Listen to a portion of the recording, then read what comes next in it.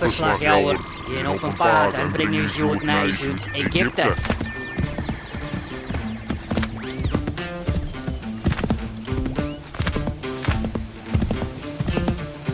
Egypte? Wacht eens, luidt er net een Egypte vlak bij Boekenpost? Jajer. Er binnen geen piramides, maar wel hinderstaan.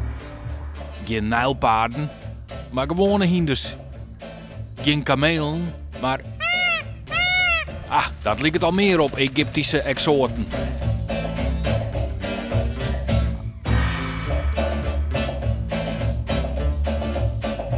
Egypte luidt hij gewoon in Friesland. De trein komt er, maar is er ook hut waar wij.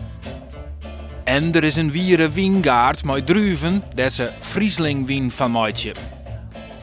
Maar waarom heet het hier Egypte? Egypte, dat is eigenlijk een hele oude naam en die stamt eigenlijk al uit het begin van de middeleeuwen. Meestal meer dan 4 van het dorp af. En dan zijn er van, die meesten wijnen helemaal in Egypte, die wijnen 4 voet. En dat komt natuurlijk een beetje uit de Bijbel van Egypte, bij Israël, en dat ligt hier 4 voet. En zo is die naam ook een beetje ontstaan. Wij staan hier bij Boortsma's Poel. Die had een naam gekregen naar een boerenfamilie uit Wiesel.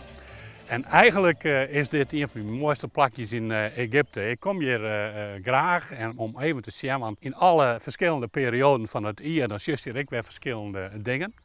Heb je een idee wat jou nou binnen? Egypte, het is een lange streek. Ja, is dat net nuver? Nou, ik weet net waar het van wij komt, maar ik vind het wel een mooie naam. Ja, dus je bent even in Egypte? Ik ben in Egypte, maar ik ben ook wel eens in Moskou geweest, in Petersburg. Nee, ik ben blij dat we in dit Egypte ben. Wat dan? Nou, in het oude Egypte, dat gaat er om wij. En zegt je net. Ja, we staan hier bij Zoonbulten, hè? Dat roept eigenlijk ook weer associaties bij het oorspronkelijke Egypte op. Dit is hier wat de oors. We staan nu krijg aan de andere kant van de spoorlijnen.